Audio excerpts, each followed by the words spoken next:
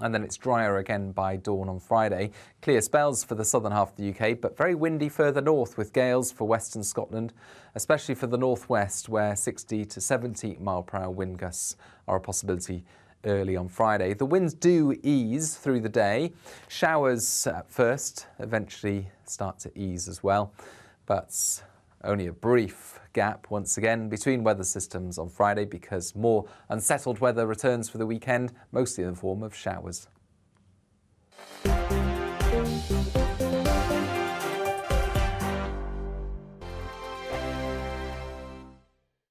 I'm Mark Dolan. Join me at 11 on GB News for Headliners, in which I'll be joined by two of the UK's top comedians discussing tomorrow's papers. If it's an important story, we'll cover it, but we'll have some fun along the way. Headliners, the late-night paper review that won't send you to sleep like the others will. 7 nights a week at 11 p.m. on GB News.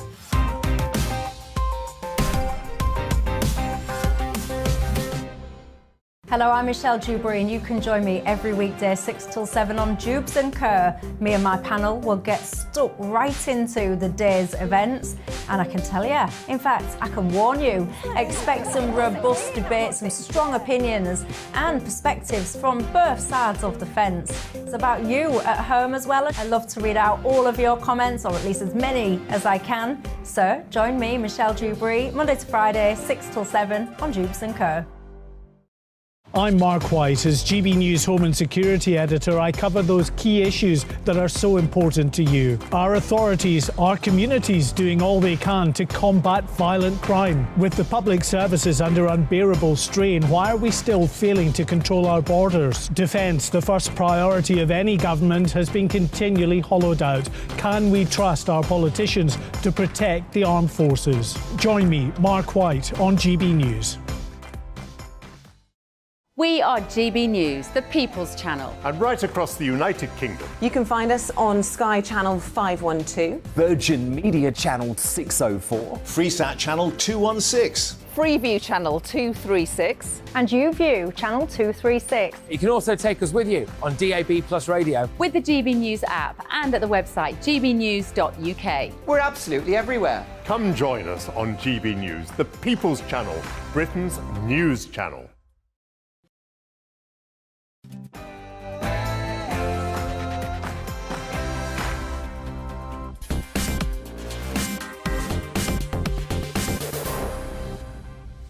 Good evening. Well, the Prime Minister comes out of hibernation and makes 5 big key pledges. Will he deliver on them? What's the likely impact on the opinion polls where they've been having a very, very bad time? We'll look at that. We'll also have a look across the pond at the farce that the US House of Representatives is descending into. And on Talking Pints, I'll be joined by John Conteh. He was, of course, back in the 70s, light heavyweight boxing champion of the world. And I'll be asking him, what makes you a champion? Maybe a lesson for all of us in that. But before we get to the show, let's get the news headlines with Tatiana Sanchez.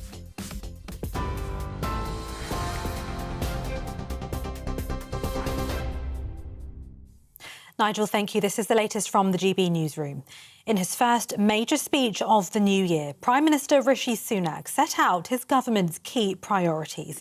He pledged to halve inflation, grow the economy, stop illegal immigration, reduce the national debt and cut massive backlogs in the NHS. He even told the public to hold him to account if those waiting lists in England do not fall in 2 years' time. Those are the people's priorities. They are your government's priorities, and we will either have achieved them or not. No tricks, no ambiguity. We're either delivering for you or we're not. We will rebuild trust in politics through action or not at all. Shadow Education Secretary Bridget Phillipson said Labour also have plans to tackle the small boat crisis.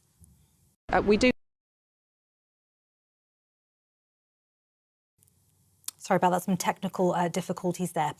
The Royal College of Nursing accused Mr Sunak of being detached from reality following his speech. Its leader, Pat Cullen, says the pressures being faced by the NHS could not be blamed on COVID or the current high levels of flu cases. She says health leaders believe that staff shortages are the root cause of the issues.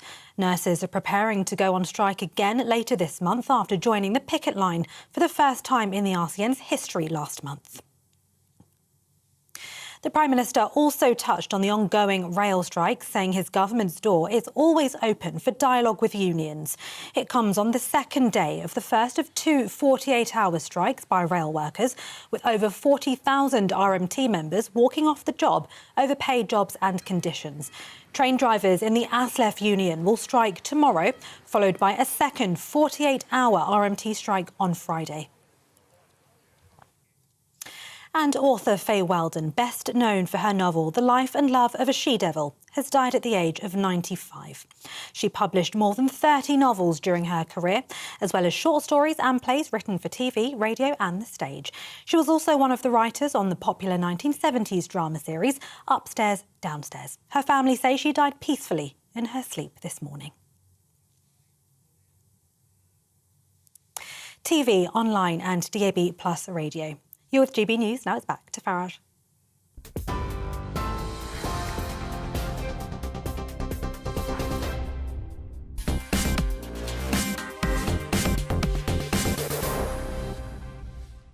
It must be the mild weather. I thought the Prime Minister was in a big winter hibernation. We wouldn't hear or see of him for ages. But no, today he's out giving a big speech, the biggest speech thus far of his time as Prime Minister. I guess he had to do it, really, because Keir Starmer is delivering his big speech tomorrow.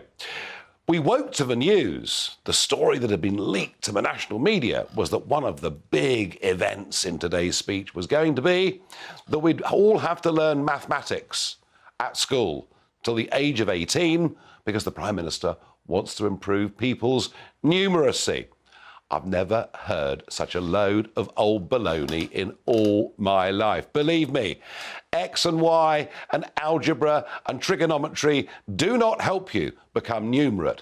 Now, I've got a far better idea.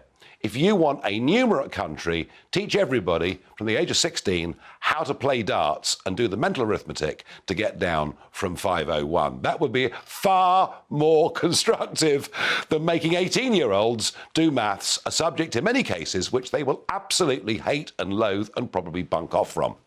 But after that, we got the big pledges. And maybe if you've been out busy all day, just hear what Rishi had to say. These are the 5 promises.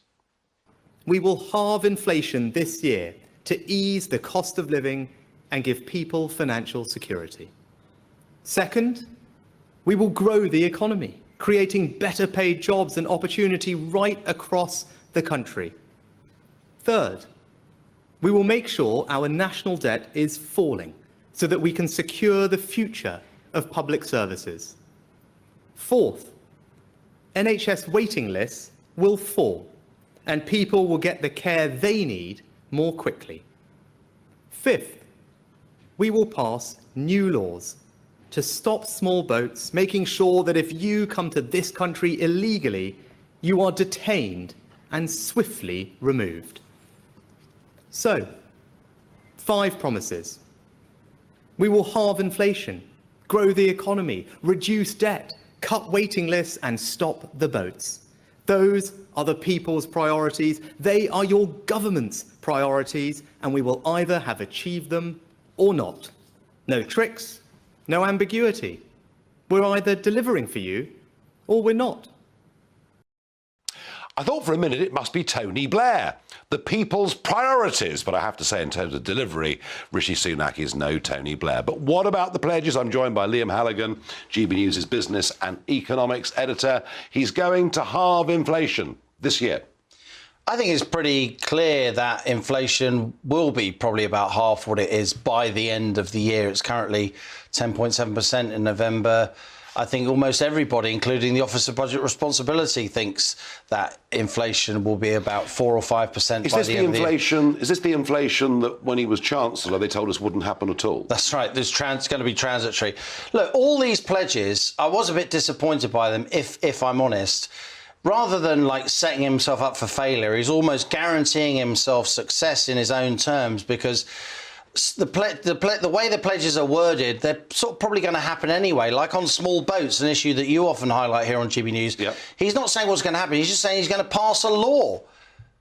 Of course he can pass a law. He's got a majority in the House of Commons. Of course he's going to pass a law. And on debt as well, he says debt's going to start falling, but then we have to hear from other ministers, not him. Myself and Tom Harwood today, we finally managed to learn that that's, in 5 years' time. So I don't think these pledges were particularly difficult. I don't think there was much leadership here. I just think he was setting out a load of criteria that are probably going to be met anyway. I think almost everybody thinks inflation is going to go down a lot this year from the current 40-year high. Well, you say that, but actually food inflation figures from December have been a bit of a shock today, haven't they? They have. The food inflation figure for December, it's not an official figure, it's the British Retail Consortium. Okay.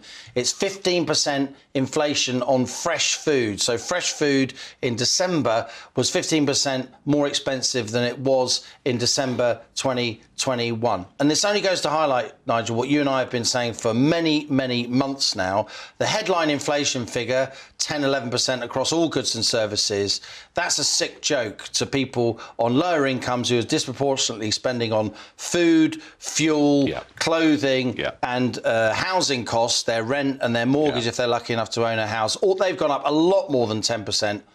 Headline inflation is 10-11%. The real world inflation for most people is much, much higher. Now, growth. Number 2, growth. You know, he's going to stimulate growth, and he talked later on in the speech about us becoming a great innovation economy, all of which made me wonder why they're bashing small business as much as they are. Are we in recession, yes or no? I think it's almost certain that we're in a recession. A recession is 2 consecutive quarters when the economy gets smaller. GDP, as we call it, gross domestic product, contracts. Officially, GDP did contract in the 3rd quarter. That's July, August, September. We don't know about the last 3 months of last year yet, but I'd say it's almost certain that we do have at least 2 successive quarters now of negative growth. So we are technically in recession. I do think, though, that this year, while recession will continue, it will be shallower than recessions of the early 90s and certainly a lot less than the recession which followed the 2008 financial crisis. If by Q4 there's anemic growth in the economy, he can claim that he's achieved that goal. He can, but the Bank of England is saying there's going to be a recession for the whole of the year. But again, he's only saying that he's going to have growth by the end of the year. Yeah. So again, that's almost nailed on. And when I read the papers this morning, we're going to learn about maths. I like maths. I'm the governor of 2 schools. A lot of my undergraduate degree was in mathematics. I'm a mathematician. And yet, if you're at home and you're wondering if your kid can buy a house and you're thinking about how to pay your electricity bill and the credit card bill, what do you really want for your 16 to 18-year-old? You want them to learn to be a plasterer, a bricklayer, a plumber, skills that actually turn into, bankable jobs going forward, things that we need people to do. It just seems to me slightly hectoring, slightly out of touch that a very highly educated, extremely wealthy man is telling people from 16 to 18 that they need to learn more maths. Yes, of course, we have a lot of, functional illiteracy in this country. But if you're going to teach people maths, don't teach them trigonometry and algebra at 16 to 18. Teach them about what a mortgage is, how to read a bank balance, how to run a small business, how to fill in a VAT return. These are the things that people really need to learn. And play darts for mental arithmetic. I'm not wrong, am I? Everything. But then you see the patterns, don't you? 161 finish. We all know it's treble 20. Treble 17 ball, right? We all know that. Right? Reducing the debt, this is nonsense. All they're talking about actually is reducing the amount of debt we borrow. The national debt will go up every single year, won't it? Yeah, it's as a percentage of GDP. Look, I think it's absolutely right that we're trying to lower the national debt. I'd much rather that we lowered the national debt by reining in spending to some degree rather than inflating it away by having high price rises to make the debt go away in real terms. Our national debt is too high. But again, I don't think it's particularly ambitious, Nigel, because of the way to rein in to say we're going to have the national debt not smaller, but just falling. It could get bigger for 4 years and then fall a little bit in the 5th year. Yeah, it's a lot higher than now, and he's met his pledge. Tick. Yeah. Where he has set the bar rather higher is reduced waiting lists for the National Health Service and this, passing legislation. If you come here illegally, you will not be allowed to stay. I suspect the legislation he passes will not pass that 5th test. And in terms of cutting the NHS waiting lists, that's a big ambition, isn't it? Well, it is, but again, NHS waiting lists now are officially about 7.1 million. I personally think they're much higher than that. Why? Because I talk to many, many GPs in my job, not just for GB News, but the other things I do in the media. And a lot of GPs tell me that there are now big administrative barriers for them to refer patients in a bid to keep waiting lists down. Look, we had very little elective surgery during lockdown, almost uniquely in the Western world. Our National Health Service became a national COVID service. I think that was a massive mistake. So just by dint of the fact that our NHS is now a lot less focused on COVID, they will start hammering away and start addressing that backlog, getting down from 7.5 million. So I don't think it's actually that ambitious just to say we're going to get the NHS waiting list down. He should have set a bar. He should have said we're going to get it down to a certain point. And here's another thing. Well, we'll see. You now have Wes Streeting, Labour's shadow health secretary, who's making, he's addressing something that's almost impossible to talk about in British politics. We need to actually reform the NHS. And Rishi Sunak today is all about, I'm giving them extra money. I'm giving them extra money. Not a word about reform in that speech. Well, not what he said is we have challenges in accident and emergency. No, we don't. We have an emergency. Liam, before I let you go, before Christmas and afterwards, I've been talking about this 25 to 30p gap that has emerged on the forecourts between the price of unleaded and the price of diesel. Also, people are getting their bills through, their gas bills through, the electricity bills through.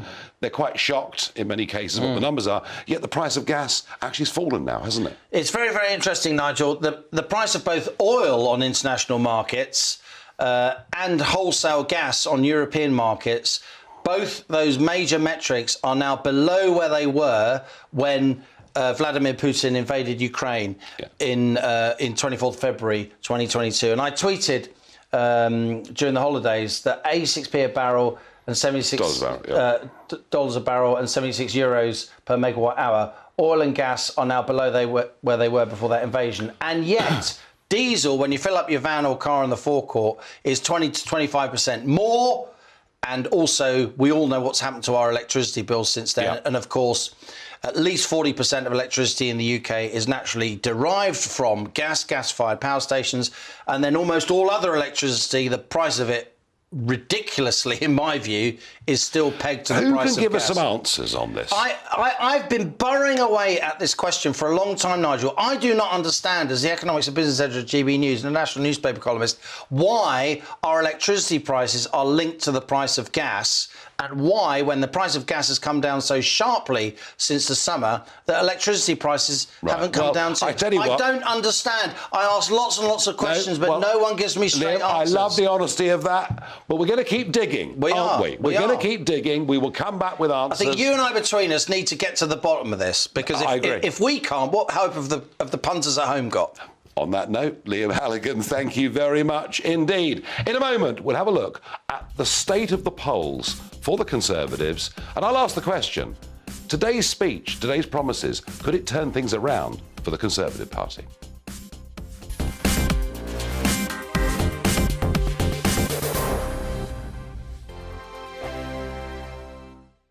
Monday to Thursday, 9 p.m. till 11 p.m. Join me, Dan Wootton. I'll bring you the sharpest takes and hottest debates. Do you not believe in prison? I don't believe in prison. I'm completely stunned. I guarantee you there'll be no spin, no bias, no censorship. I actually was personally quite offended by it.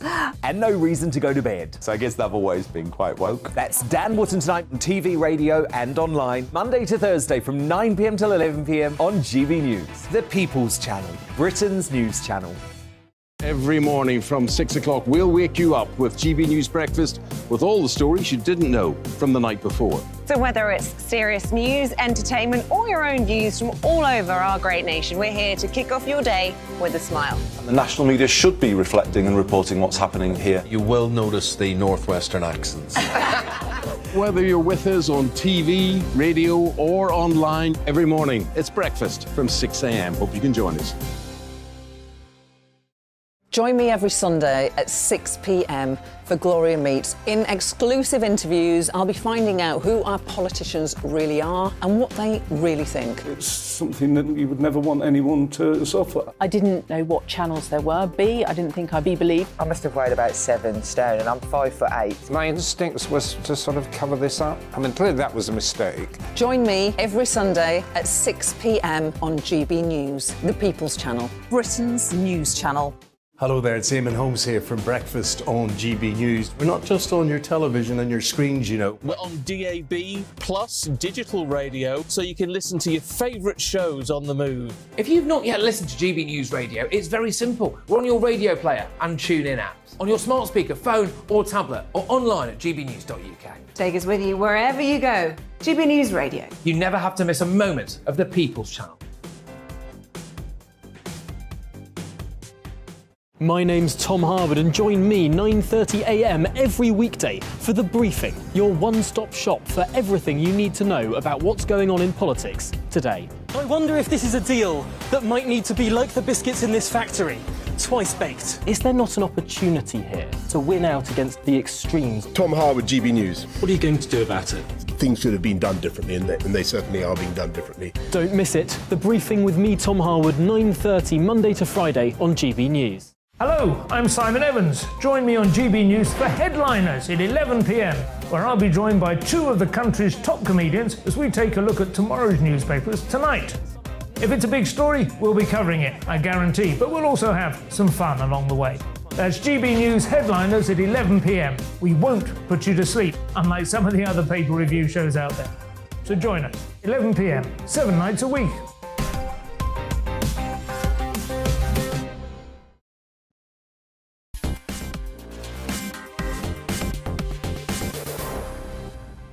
So, will Rishi Sunak deliver on those promises? Your thoughts at home. One viewer says Tory pledges don't mean anything other than I'd like to keep my job.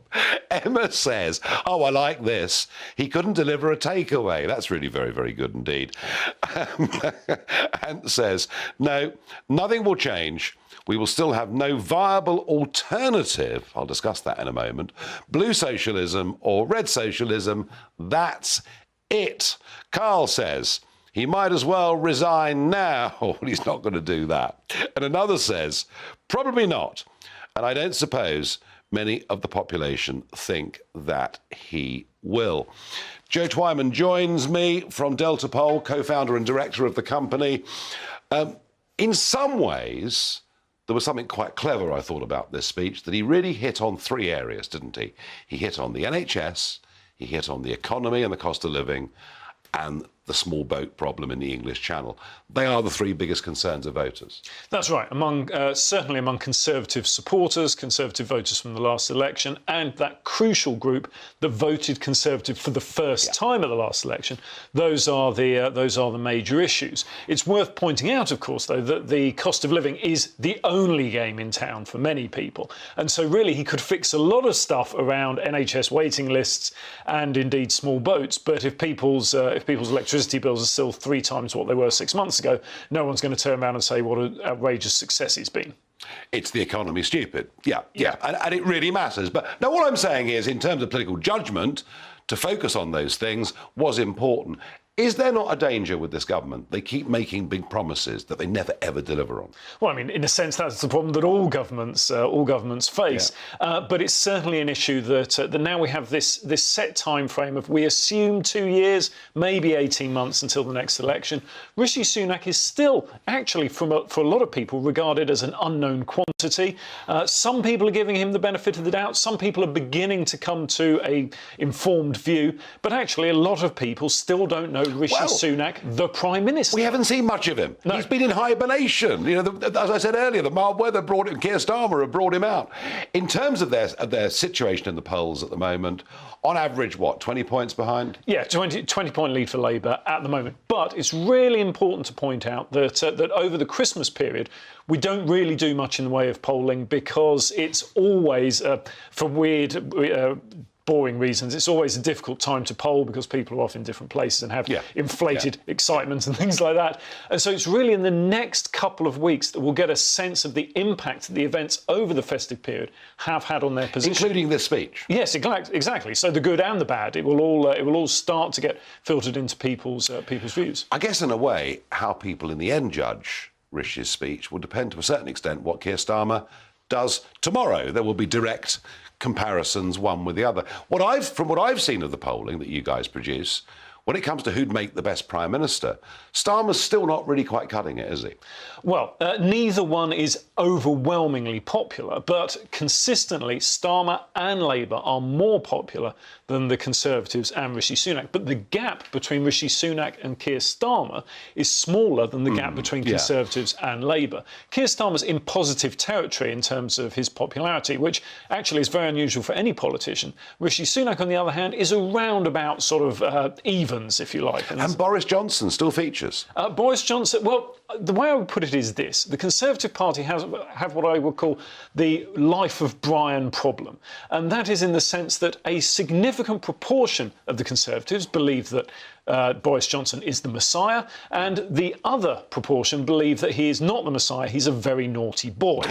And the inability of both sides of the Conservatives to come to some sort of agreement means that he will remain this shadow casting his impact over Rishi Sunak and indeed successors in the same way that Margaret Thatcher did for such a long time after her time in office. So we are where we are. The Conservatives 20 points behind. That speech today going to make little or no of itself impact, in my view, certainly. Keir Starmer, I mean, many newspapers, many commentators now talk as if the next election it's done, dusted, it's over, Labour are going to win, thumping great majority. How do you see that?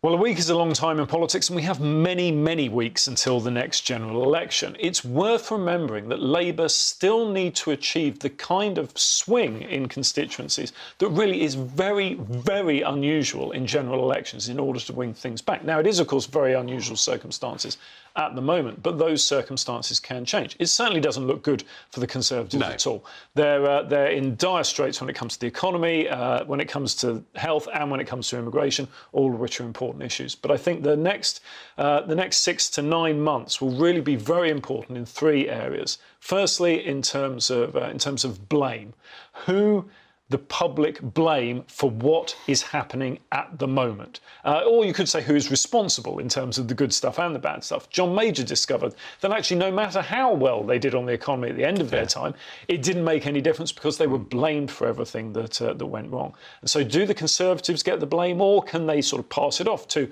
the war in Ukraine, COVID, everything else? The second thing that's important is this sort of bubbling under the surface issue of housing, because every month more and more people are coming off fixed mortgages. Interestingly, he didn't mention housing at all in this speech today. No, and I think the problem he has is that it's very difficult for him to make a difference in that respect. There are very few levers that he can move. And this is important for homeowners who are coming off fixed-rate mortgages every month. It's also important for renters who, of course, are living in houses owned by people who are coming off mortgages. And, of course, his own party's split. Yes. On housing development and where to build houses. There are so many potential problems to deal with that, so many mines in the water, they have to be careful. But then the third thing is not actually to do with the Conservatives, it's to do with Labour. They could quite easily grab defeat from the jaws of victory. Find a banana skin somewhere. I'm not saying it's the most likely option, but it's not impossible. They could have a massive internal argument, the like of which Labour love to have every so often, and that could be on any subject. But if it's on a subject that the majority, and I mean a sizable majority of the population, really don't care about, whether it's, I don't know, trans rights or the role of trade unions, well, I tell you what, that could have an impact. That's interesting that you say that, because we saw the Sturgeon new gender legislation, and particularly controversial, that, you know, people between 16 and 18 can legally change gender by saying they've used different pronouns for 6 months, no parental consent, no doctor needed, all of that. And what was really interesting about that was when it was polled, you found that actually about 20%, not just of Scotland, but of the whole country, about 20% thought this was a really, really good idea. But double that number thought it was a very bad idea and felt strongly about it, including a lot of Labour voters too. And Starmer seemed to suggest that maybe that legislation was appropriate for England and Wales. Are these the kind of things that could tear Labour apart? Well, Starmer had previously suggested that in an interview a couple of years ago, and I don't think he's come down one way or the other more recently. I think probably the reason he hasn't come down one way or the other is because he wants to avoid that kind of internal conflict that I expect could be a problem. And so I think we'll see a stronger focus on message discipline over the next 2 years for Labour to avoid that. But of course, with so many different factions within the party and the Corbynista faction never wishing to miss out on an opportunity to stick the knife into Quiet Corbyn, at the moment, though. Quiet at the moment, but if they sense blood in the water, they could go after them. Both parties have a problem with a certain section of their supporters that they would prefer them to lose and stick to the policies they have. Yeah.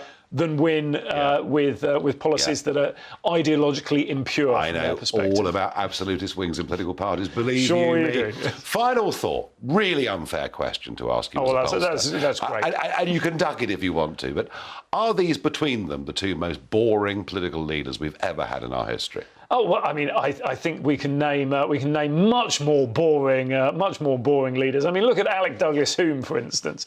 Even Clement Attlee. Winston Churchill famously said that an empty taxi arrived and Clement Attlee. But the point I was making was not that, you know, and in both those cases I understand what you're saying, but these are two boring leaders together at the same time. I think there's an element, and I do stress an element that what part of the country wants, and the size of that part changes over time, but what part of the country wants is a bit of boring at the moment.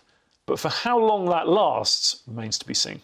Joe Twyman, thank you very much indeed for joining me.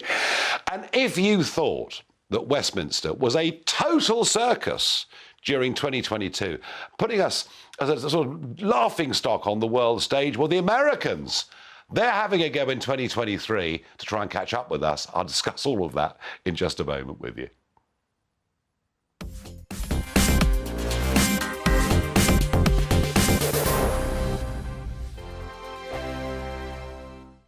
We are GB News, and we'd like to say thank you to each and every one of you for bringing us your conversations, for helping our great nation find its voice. We are here for you on radio, television and online, across England, Scotland, Wales and Northern Ireland. It's not the BBC, you know, you actually get your facts right. We are proud to be GB News, the People's Channel, Britain's news channel. Hi there, it's Stephen and Anne. At breakfast from 6 a.m, you'll always be caught up with everything you need to know, the latest headlines, opinions and debates. We'll bring you the good news and the bad, but most of all, we're here for you. Remember, send in your views and let us know what you would like us to talk about. That's because we're your news channel. And every morning at 6 a.m, it's breakfast on GB News. Monday to Thursday on GB News, it's Bev Turner Today from 10 a.m. We're going to be here for you, our GB News family, to keep you up to date, but also make you smile. There's a guy who went from puberty to adultery. And I can't wait to bring a few of my own opinions. I have no time for cultural totalitarianism. We'll engage in passionate, but always polite debate, with your thoughts and opinions at the centre of it all. Only on GB News, the People's Channel, Britain's news channel. Join me, Nana Akue, Saturday and Sunday afternoons on GB News. Expect fiery debate and passionate discussion as me and my panel tackle some of the biggest topics hitting the headlines. It's a place for everyone's opinion. No one gets cancelled, but no one gets an easy ride. Oh, she's on it today! Be ready for conversations that are fierce, frank, and of course, fun. Every Saturday and Sunday afternoon from 4 p.m. on GB News, the People's Channel. Join my show Farage, 7 p.m. till 8 p.m. Monday through Thursday. And there you will get opinion, analysis, debate, and I'll cover stories that nobody else dares to touch.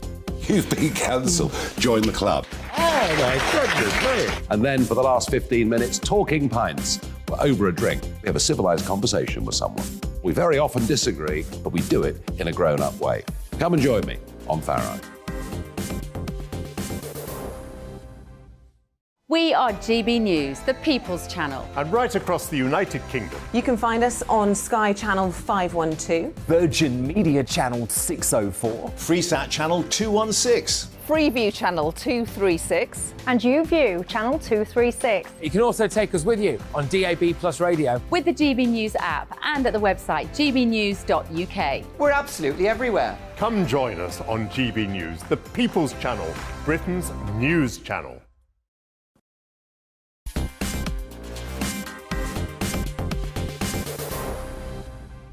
Now, the midterms may well have been a disappointment for the Republican Party in terms of the Senate, but the House of Representatives, the lower house, now has a clear majority for the Republicans. And the senior Republican Congressman, Kevin McCarthy from California, and he's been the senior figure in that party for many, many years.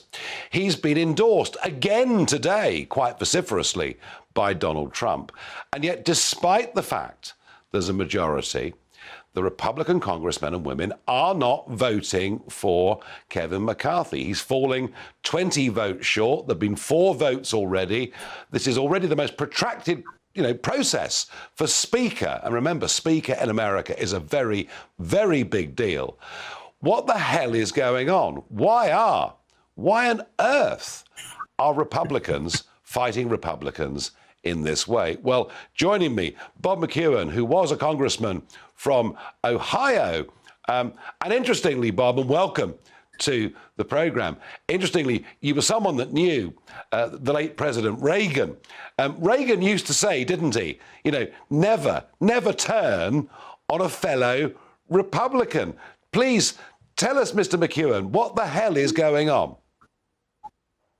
Well, Nigel, great to be with you. And you understand, in the parliamentary system, there's usually more unity. And in the congressional system, they're pretty much individual actors. But we like to get together at the end. But what happened with Kevin, who has been a majority leader or been the Republican leader in and out for the last decade or so, he made some permanent enemies.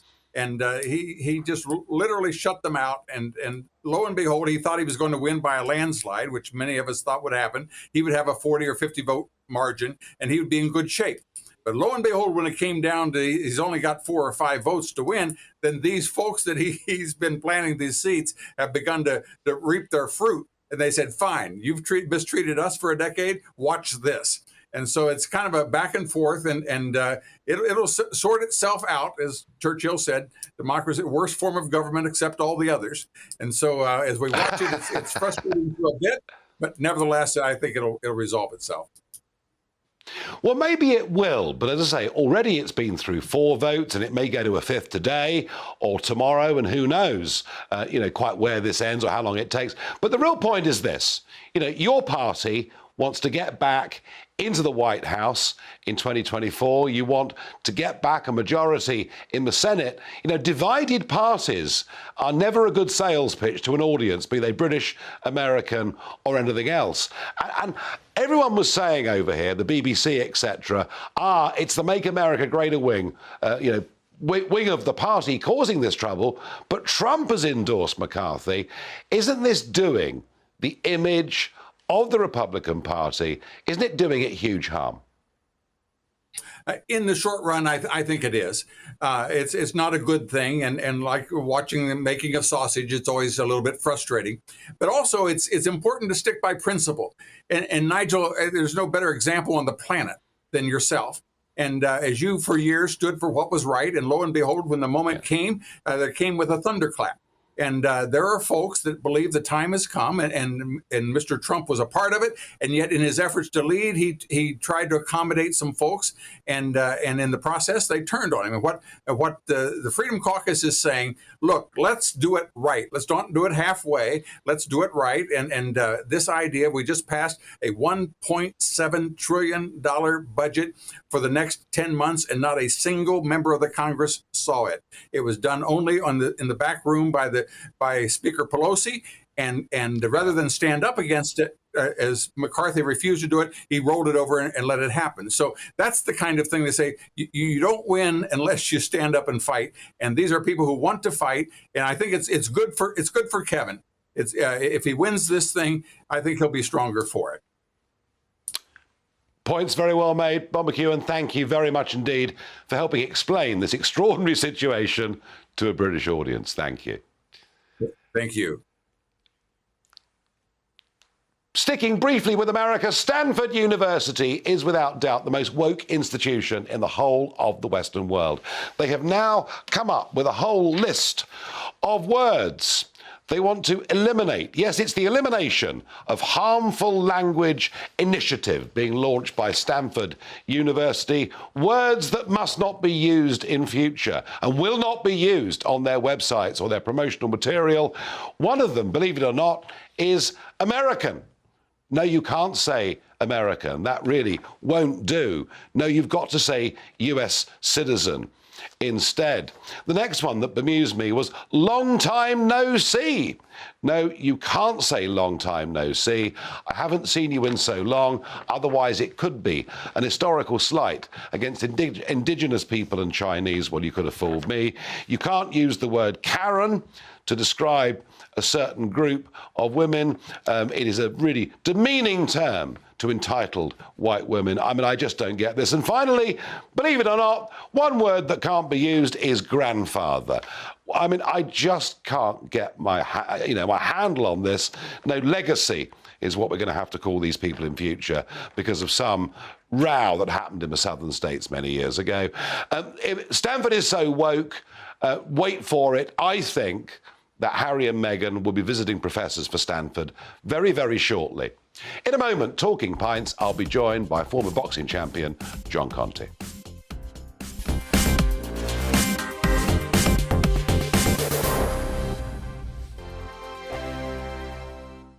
Monday to Thursday nights on GB News. At 6, it's Dubes & Co.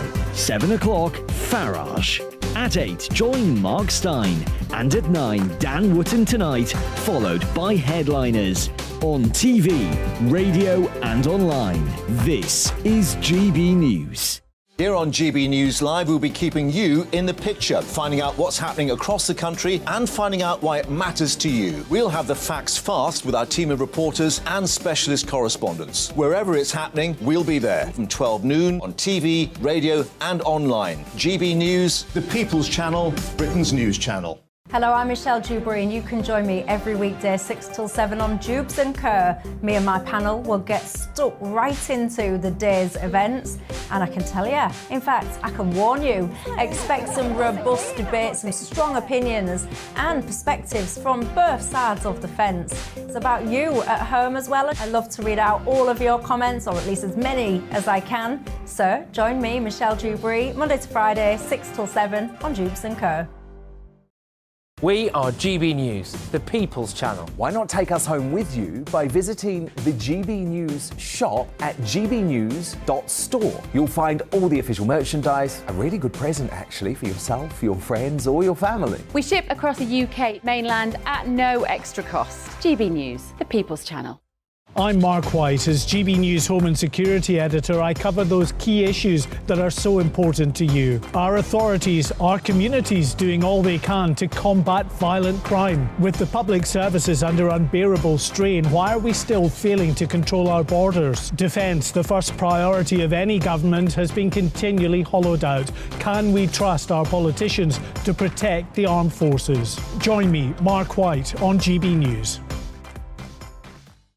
We are GB News, right across the nation. You can get us on television, on radio, on digital. We're absolutely everywhere. Amazing! You see, amazing! You remind me of me in the European Parliament. But here's the most important bit. We are not part of the mainstream establishment. We think and speak just like you do. We are the People's Channel. Magnificent. That's really, really thoughtful. Come and join us on GB News, the People's News Channel.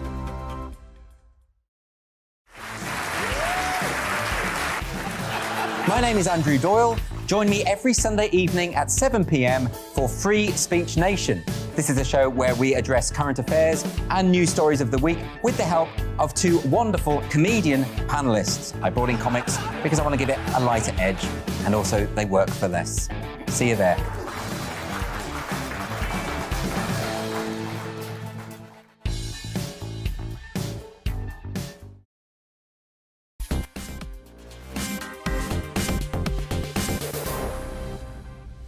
Well, I'm joined by one of Liverpool's great heroes, John Conteh. John, welcome to Nice. Talking Fights. Great Good to be to here. see Thanks. you.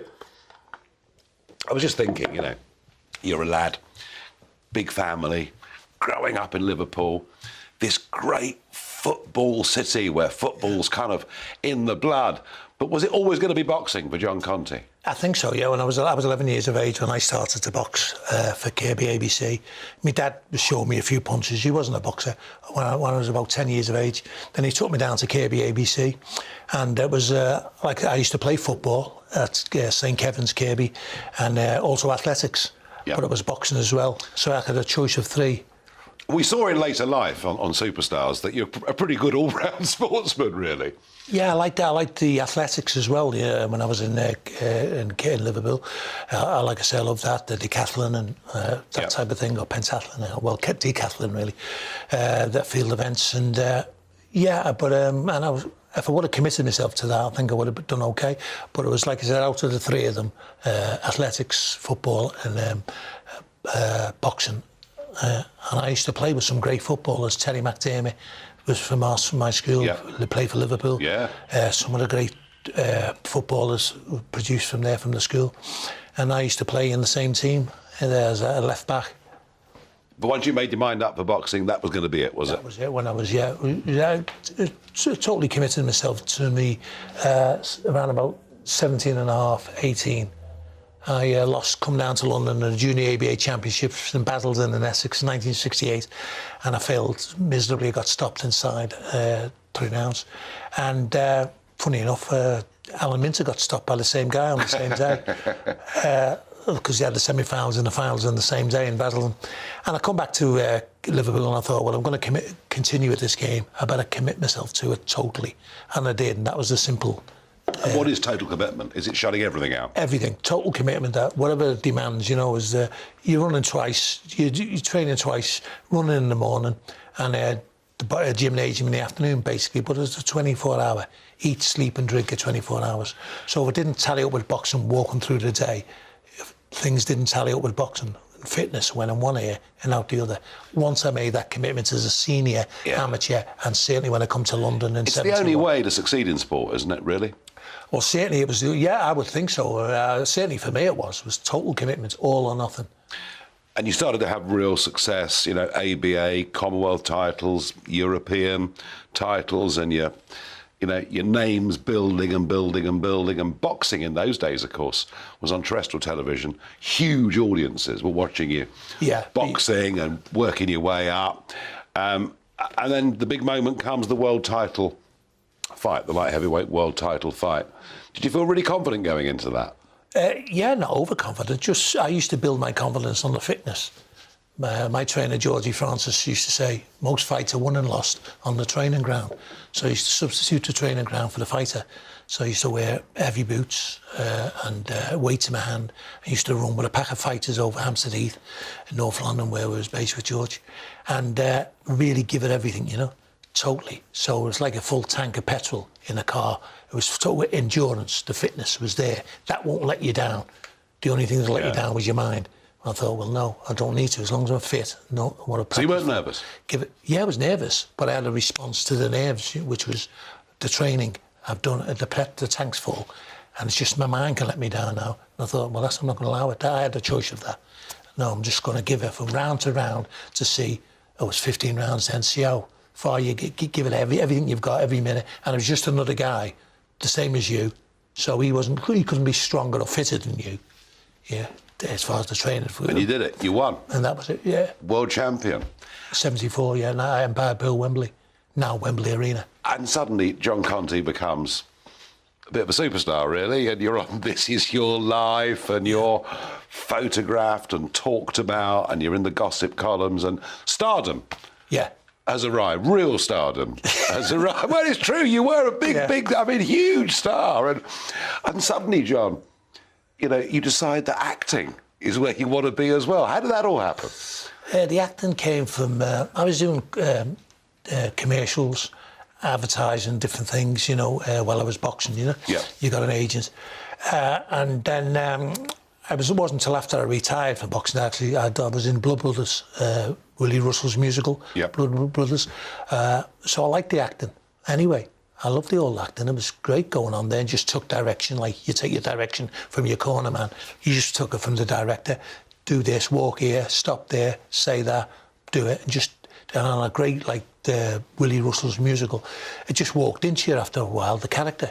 Anyway, just gives such great writing, as the actors say. It just came into me and I was super performing with these actors. Was it tough to cope with that level of fame and success? I would think so, yeah, it was. But you can't say that. It's like being in, when I would go back in Liverpool, you can't say, well, I'm frightened or I don't really want to do this, and all I want is the money to build a big castle and have a good time. And you've got to do. You've got to take it all, haven't you? Yeah, really? you don't. There's no one to dialogue with there, or you feel you can't. You know, the dialogue was your vehicle. My vehicle was the boxing, the sport, and boxing in particular. So at the time, the same when you. I forgot what the question was now. Well, I'm just saying, you know, you're dealing with that level of fame. It happens very quickly. Was that a problem? Again, I didn't think about it as that. I couldn't really answer to say yes, and to say, well, I was. I had, I identified it was fame, and it was affecting me this way. And should I make a choice? And should I take advice from somebody? It was just happening. Yeah. And you dealt with it as it came along as best as you could. Yeah. And that's it. And you make mistakes up and down, just like the fights. You win some rounds, you lose some rounds, you know. And then you come away and you assess it all after the fight. Well, you kept on winning, but in the end, you got quite a nasty injury, didn't you? Well, a brain scan that you sort of had a little bit of a problem with. Well, that was trying to come back with trying to make a comeback. Yes. When I tried to get my licence back after I retired, you know. So they said it's like disturbance in the stem of the brain, you know. I knew there was a full-scale riot going on up there, but they could just discover a slight disturbance. But it is a rough old game, isn't it? It's a great game, which you cut out for it. Mine was boxing, football and athletics when I was in Liverpool. And like I say, I chose the boxing. And you just cut out for it, whatever it is, whatever you're into. And you're there, it suited me. And what does it take to be a winner? Like I said, just training, commitment, total dedication. Yeah. Listening to your team, your corner people, your manager, your promoter. It's all there when I came to London. And you've got to want it too, haven't you? Yeah, you wanted it, but you know what you're going into. Yeah. And you know what it's going to demand. And are you going to commit yourself 100%, not 99.9% in the preparation? So my trainer used to say, George Francis used to say to me, most fights are won and lost on the training ground. Yeah, it's interesting. So I used to substitute. It's interesting. And, you know, through all that life, big lifestyle, partying, you had some issues with alcohol, but you've dealt with that and put that behind you, yeah? Yeah, alcoholism. I'm an alcoholic, and I ended up with alcoholism, and I hit rock bottom with that, with the booze, and it was great. The booze was fantastic. I love the booze, you know. 9 out of 10 are safe drinkers. Booze, they say, the gift of God that gladdens the heart. Crushed grapes. Some societies don't have it, but even some of those societies have problems because it's just another illness, alcoholism. Just another illness. Yeah. They said it's the third biggest killer illness in Britain, second in America. It'd be first, if you're honest, on the death certificates. The only illness it tells you haven't got it, an illness of denial. So that was it. So I hit rock bottom and I went to an outfit, an organisation who's got the most success in dealing with alcoholism since they've learned to frustrate. And sorted it. Yeah, and John, you've been, you know, you're much in demand. You've been much in demand over the years. Speaker, raconteur, teller of stories and jokes at dinners and clubs and events and all the rest of it. And you're very well known on the circuit as a speaker. Lockdown, COVID lockdown, you must have hated it. Yeah, well, first of all, you just put it into perspective, you know, it's just the way it is, and it's a lot worse for other people. You know, some people are dying around with this terrible things, you know. Number one, as far as the job was concerned of doing after dinner speaking to sport and dinners, you know, that wasn't there, but it was, I was still involved. I'm still involved with a company, which was good.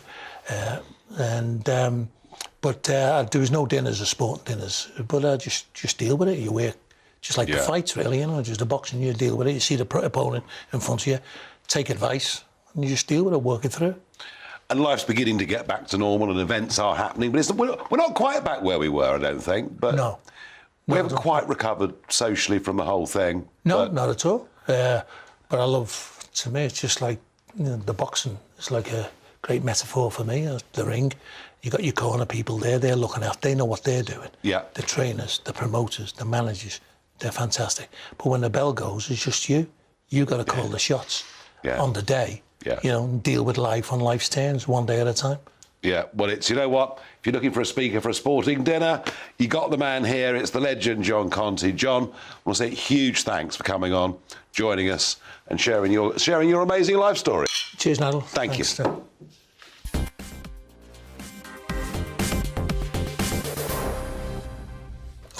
OK, we've got a little bit of time left to do Barrage the Farage. Let's see what we get.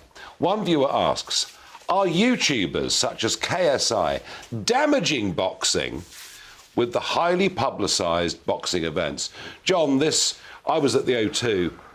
You know, KSI, who's this big social media guy, amateur boxing. The questioner says, are they damaging boxing by doing it? No, I don't think so. I don't think you can damage boxers. Boxers, they're going to be, that's their talent. Yeah. As a kid, amateurs who've gone right up. There's the KSI and all that, like they've given... it's like different platforms now over the years since I've retired, you know. There's all different ways of boxing, you know. Some you don't have to have contact with because you do boxercise, you know.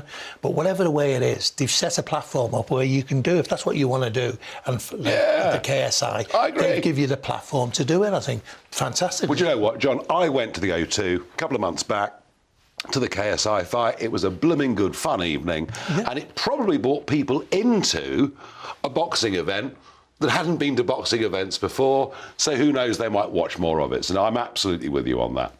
One final one. Michael asks, can you understand how this country can be running on food banks yet have an obesity crisis? Michael, I have only got 25 seconds of a show left. I can't begin to answer that. But it is funny that often the poorer people are, the more obese they are, which has never happened before in the history of human civilization. So, I mean, there is a hell of a lot to delve into there. We'll do that with other subjects. I'll be back with you live tomorrow night at 7 o'clock from this chair here in Westminster. But right now, I'm going to hand you over to Patrick.